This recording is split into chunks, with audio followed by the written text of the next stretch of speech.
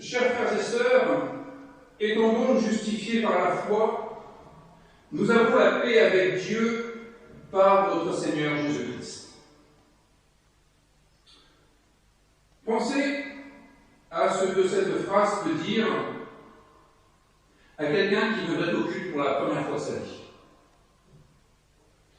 Étant justifiés par la foi, nous avons la paix avec Dieu par notre Seigneur Jésus-Christ.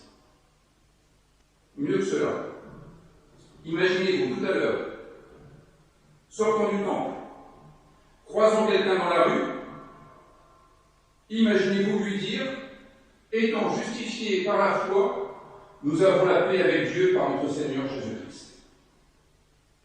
Ne serait-ce que la formule, nous avons la paix avec Dieu. Il n'est pas impossible que cette personne appelle la police municipale. Est-ce que cela dit simplement quelque chose à quelqu'un qui ne fréquenterait pas nos assemblées depuis des années et des années? Cela vous est-il arrivé un jour de croiser quelqu'un qui vous arrête et qui, d'une voix tremblante, vous demande « Est-ce que vous pensez que je suis en paix avec Dieu ?» Je veux dire par là, avez-vous le sentiment que la question de la paix avec Dieu taraude nos contemporains? Et maintenant, soyons un tantinet plus précis. Êtes-vous vous-même un peu inquiet de la question de savoir si vous êtes en paix avec Dieu? Alors, bien entendu, comme vous êtes d'honorables paroissiens, cette question a été traitée et ce n'est plus un sujet. Vous savez que par la foi, vous êtes réconciliés avec Dieu et que vous pouvez donc passer à autre chose. Vous pouvez vous consacrer entièrement à l'éthique protestante et à développer l'esprit du capitalisme pour reprendre Max Weber. Mais qui est encore taraudé par l'angoisse d'un Martin Luther qui était tourmenté, lui, par la question du salut, par la question de sa réconciliation avec Dieu, par la question de savoir s'il pouvait hériter de la vie éternelle? Toute la vie de Martin Luther dans sa jeunesse était orientée par cette question du salut. Et les historiens du Moyen-Âge disent que cela était une question assez universelle. Il semblerait que notre XXIe siècle ait soldé un peu cette affaire-là. Et pourtant, les angoisses profondes ne manquent pas de nos jours. Je le rappelais lors de ma dernière prédication, la consommation des anxiolytiques et des produits stupéfiants est assez honorable en France. Et elle contribue largement au produit intérieur brut. Il y a toujours des personnes qui vivent la peur au ventre.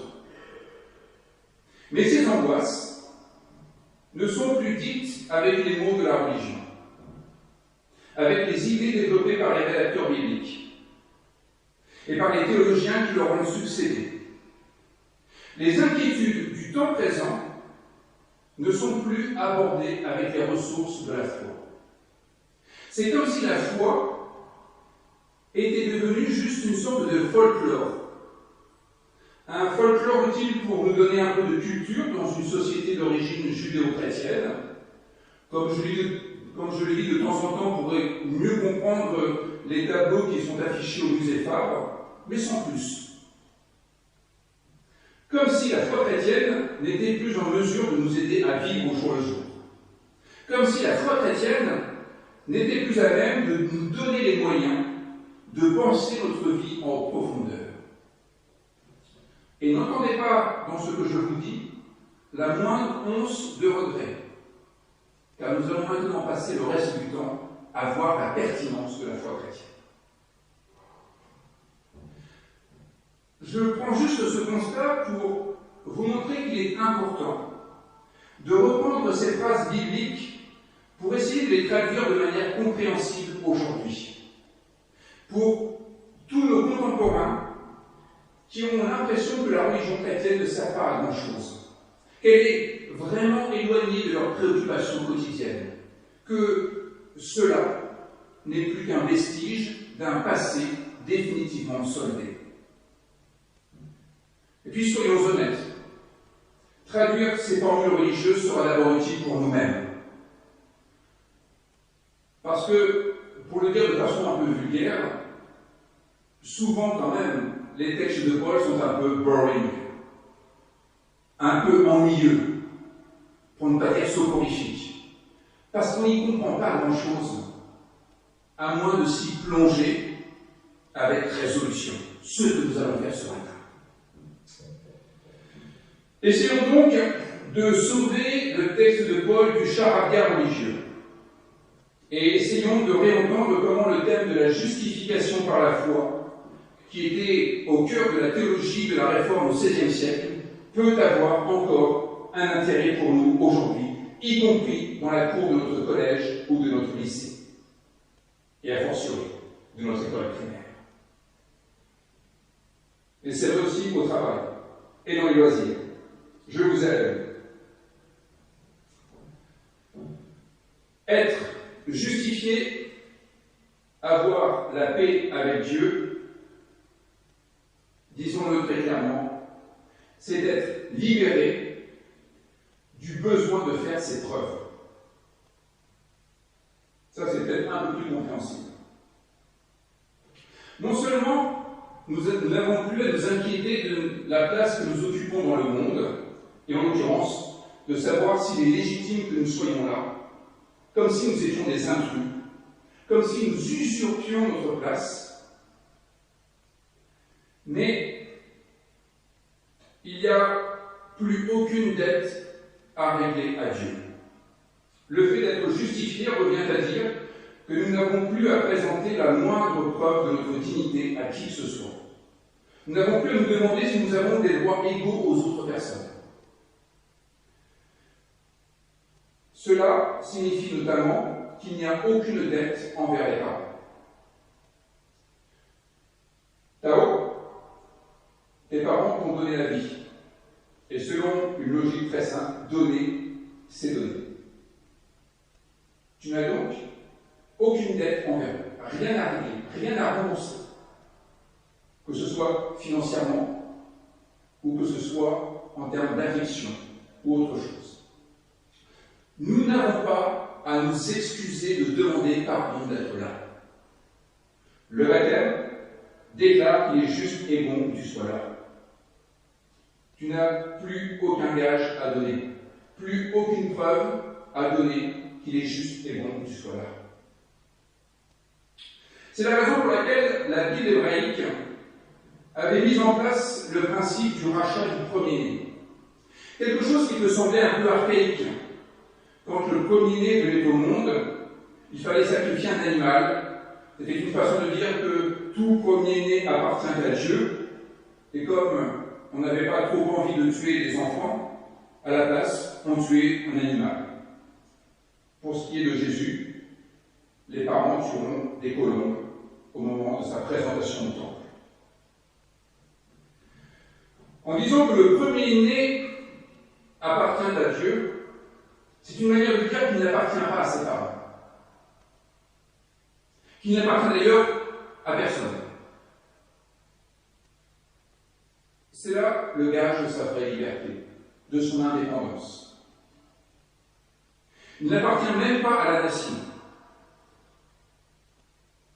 La justification, c'est notre libération de toutes les mainmises qui voudraient faire de nous leurs choses, leur matière première, leur chair à pain. Le baptême rappelle ce principe de la Bible hébraïque au moment du baptême de Jésus, à qui la voix de Dieu fait entendre une vérité qui vaut pour chacun d'entre nous. Tu es mon Fils bien-aimé, en qui j'ai mis toute mon affection. À la limite, on pourrait dire à partir de là, plus besoin de rien d'autre. En tous les cas, plus besoin de rien d'autre pour être convaincu qu'il est juste et bon, que nous avons le droit d'être là, de nous tenir sur la terre des vivants et de prendre notre part à l'histoire humaine. Voilà qui exprime que notre valeur ne dépend ni du statut social de notre famille, ni de son origine, ni de sa religion, ni de ses options philosophiques ou politiques, ni de ses savoirs, ni de ses actes. Nous sommes justifiés par Dieu. C'est une manière de dire que notre dignité ne doit rien à personne, même pas à nous. Comme le disait le philosophe Paul Ricoeur, nous valons plus que nos actes, nous valons plus que nos pensées, nous valons plus que nos paroles. Notre dignité est bien supérieure à ce que nous montrons de nous-mêmes. Cela signifie, bien évidemment, pour toi, Tao, que les personnes qui sont là et qui ont quand même une certaine expérience de la vie voient en toi beaucoup plus que ce que toi-même tu imagines être capable de faire et de vivre. Ils savent que tu ne t'arrêtes pas à la limite de ton corps, par exemple. Ils savent qu'il y a en toi des possibilités que tu ne soupçonnes même pas encore et qui pourront se développer de manière assez extraordinaire pour le petit garçon que tu es encore. Et qui, pour nous, sont tout à fait normales.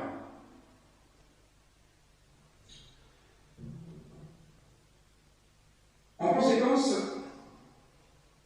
personne ne devrait jamais dire à quelqu'un « Estime-toi heureux d'être là ». Ça vient un peu sous l'angle de la culpabilisation. Estime-toi heureux d'être là et ferme-la. Sous-entendant que sa présence sur terre ne va pas de soi et qu'il serait redevable d'une manière ou d'une autre à quelqu'un. Alors, être justifié, être en paix avec Dieu est donc une manière de dire notre dignité à part entière et sans condition. Mais comment cette paix a-t-elle été obtenue? Comment en est-on arrivé là en christianisme? En vertu de quoi est-il correct de dire que nous sommes en paix avec Dieu? Pourquoi est-il inadmissible de faire commerce de la peur? Pourquoi est-il inadmissible d'utiliser l'argument selon lequel nous ne serions pas quittes envers Dieu et qu'il faudrait encore déployer des trésors d'action pour obtenir la réconciliation avec Dieu? Tout d'abord, avec le théologien Karl Barth, dont nous avons fêté cette année le centenaire du commentaire sur l'Épître aux Romains, qui a été une sorte de révolution dans la théologie au XXe siècle. Tout d'abord, le théologien Karl Barth constatait que ni ici, ni ailleurs dans le Nouveau Testament, Dieu n'a besoin d'être réconcilié avec nous. Ça, c'est quelque chose qu'il faut avoir en tête, sur le plan au moins théorique. Jamais Dieu n'a besoin d'être réconcilié avec nous. C'est nous qui en avons besoin. L'apôtre Paul précise que c'est nous qui sommes justifiés, et que c'est nous qui sommes en paix avec Dieu, et non Dieu qui serait désormais en paix avec nous.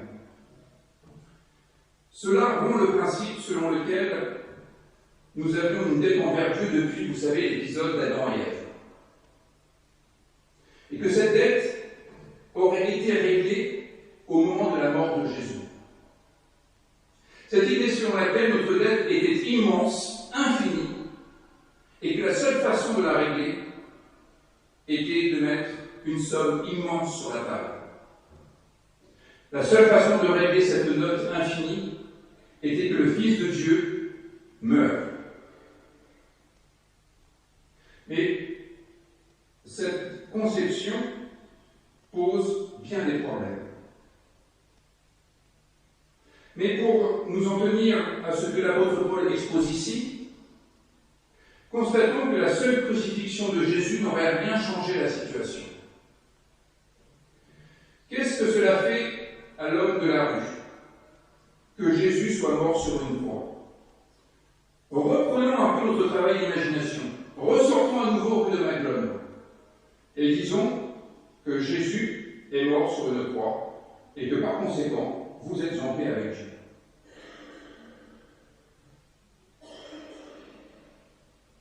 Ça, ce n'est pas simplement la police municipale qui va être appelée. C'est la faculté de théologie. Au mieux, il y a de la considération pour un homme qui n'a pas été hypocrite et qui ne s'est pas défilé lorsqu'il a fallu mettre en acte ses paroles sur l'amour des ennemis. Parce que Jésus, refusant de se révéler contre ses accusateurs et refusant de leur porter préjudice, est cohérent avec sa prédication qui parle de l'amour du prochain, notamment des ennemis. Mais au pire, il y aura quand même quelques sarcasmes qui considéreront que Jésus a été bien bête de se laisser attraper et de mourir comme ça, que cela n'a servi à rien et que cela ne change pas le quotidien, que cela n'est pas beurre dans les épinards, que cela n'empêche pas d'avoir des problèmes. Ce qui change notre vie, ce n'est pas le fait que Jésus soit mort sur une croix. Ce qui change notre vie, c'est ce qui précède. Ce qui change la vie, c'est le regard que Jésus portait sur la vie, justement. C'est sa manière d'être qui change les choses et ce qu'il en disait. Comment sait-on que nous sommes en paix avec Dieu? Comment Paul peut-il dire que nous sommes justifiés? Qu'est-ce qui l'autorise à dire cela? Comment celui ou celle qui ne fréquente aucune assemblée chrétienne peut-il trouver la moindre signification à cette justification et à cette paix avec Dieu? Eh bien, par exemple, en lisant les évangiles et en regardant comment Jésus a choisi ses disciples. C'est extrêmement instructif. C'est comme si vous vous demandiez, vous les jeunes, comment vous choisissez vos amis. Vous savez, c'est encore le mois de septembre. On arrive dans une classe où nous ne connaissons pas tout le monde. Et c'est toujours intéressant de se demander comment on se lie d'amitié avec les uns et avec les autres. Sur quels critères? Comment se fait-il qu'à un moment donné, on se sente proche de tel plutôt que de tel autre? Eh bien, cela a été raconté dans les évangiles. Jésus a notamment choisi quelqu'un qui s'appelait Matthieu. C'était un collecteur d'impôts, le trésorier payeur général. Il était un peu haï de tout le monde. Le Christ, lui, l'a aimé. Et il en a fait un de ses disciples. Il y avait quelqu'un qui s'appelait Pierre, un caractère assez éruptif. C'est quelqu'un qui va renier Jésus par 3 fois quand Jésus aura vraiment besoin d'aide. Et bien, après cet épisode fâcheux, le Christ l'a aimé 3 fois pour compenser ces 3 reniements. Il lui a donné la responsabilité de ses amis au moment où il les quittait. On pourrait parler de Judas, mais parlons de Paul, justement. Le Paul dont il est question dans cet épître aux Romains. Le plus zélé des persécuteurs des premiers chrétiens. Dès qu'il voyait un chrétien, il faisait un procès rapide pour jeter des pierres, pour lapider la personne et la mettre à mort. En route vers Damas, l'actuelle Syrie, cet homme a une vision du Christ et il comprend qu'il est aimé par le Christ. Et il va devenir le plus zélé des apôtres du christianisme. Pour le dire à nouveau avec le théologien Karl Barth, comme Jésus-Christ a justifié Matthieu, il a justifié Pierre, il a justifié Paul, et il nous justifie, quoi qu'il y ait en nous-mêmes. Et vous voyez, cette justification ne s'est pas faite par la croix. Elle ne s'est même pas faite par l'action de Jésus. On pourrait presque dire que Jésus n'y est pour rien, sinon qu'il est celui qui a mis en évidence cette vérité profonde, qui était déjà vraie avant nous. Et le baptême fonctionne de la même façon. Ce n'est pas parce que tu viens d'être baptisé que tu es soudainement quelqu'un de bien. Ce n'est pas parce que tu viens d'être baptisé que tu as désormais ta place dans la communauté chrétienne ou la communauté humaine. Le baptême te fait prendre conscience que cela a toujours été vrai pour toi. Le baptême te fait prendre conscience, avant qu'il soit trop tard, que la vie qui s'ouvre devant toi est une vie marquée par toute la beauté possible, par toutes les joies possibles, par toutes les réalisations possibles qui rendront ce monde infiniment plus vivable qu'il ne l'était avant que tu viennes au monde.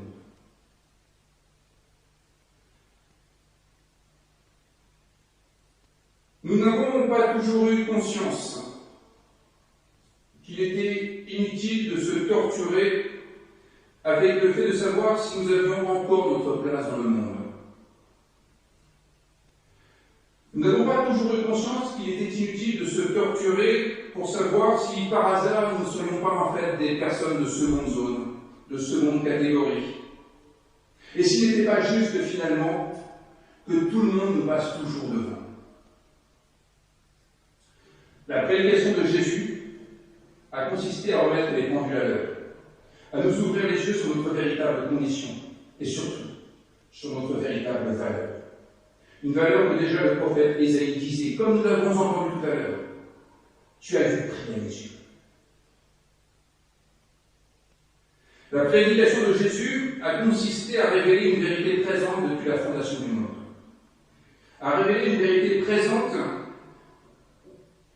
qui est que nous n'avons rien à prouver. Il est juste et bon que nous soyons là. Nous pouvons vivre à égalité avec tous les autres, quel que soit leur âge. Cela ne se conquiert pas. Cela se découvre par la confiance que l'on accorde à cette vérité première. Et c'est ça la foi. La foi, c'est la confiance. C'est de dire que cette parole est juste. Cette parole dit vrai. Cette parole dit bien ce que nous sommes. Faire confiance en la vie qui nous accueille sans condition. Voilà ce qu'est la foi. Dire oui au fait que nous partageons une dignité semblable aux autres et réciproquement. Reste à savoir à quoi sert cette paix. Alors, avec les philosophes utilitaristes qui considèrent que l'utilité est le critère à partir duquel nous pouvons évaluer les idées, les décisions, interrogeons-nous sur l'utilité de la justification, de cette paix avec Dieu. Ça sert à quoi, au juste? En quoi est-ce que c'est utile? Eh bien, Paul expose l'un des bénéfices de cette situation en parlant des tribulations, ça veut dire les difficultés. Quand on a des afflictions, quand ça ne va pas très bien, quand on est un peu tourmenté, on est ballotté par le cours des événements, on a l'impression de ne plus rien maîtriser. Être croyant ne dispense pas les difficultés. Ici, il y a des tribulations pour tout le monde, même pour les croyants. Mais la foi évite d'être anéanti par cette difficulté. La foi préserve de l'anéantissement parce que la foi, c'est notre adhésion au fait que notre valeur ne dépend pas des circonstances. Il peut nous arriver des pépins. Nous pouvons connaître des échecs. La vie peut ne pas fonctionner comme nous le voudrions. Cela ne remet pas en cause notre identité profonde. Pas la peine de se remettre en cause dès qu'un problème survient. Nous pouvons remettre en cause nos analyses, nos décisions, nos manières de mettre en œuvre nos projets. Nous pouvons remettre en cause nos connaissances, nos compétences.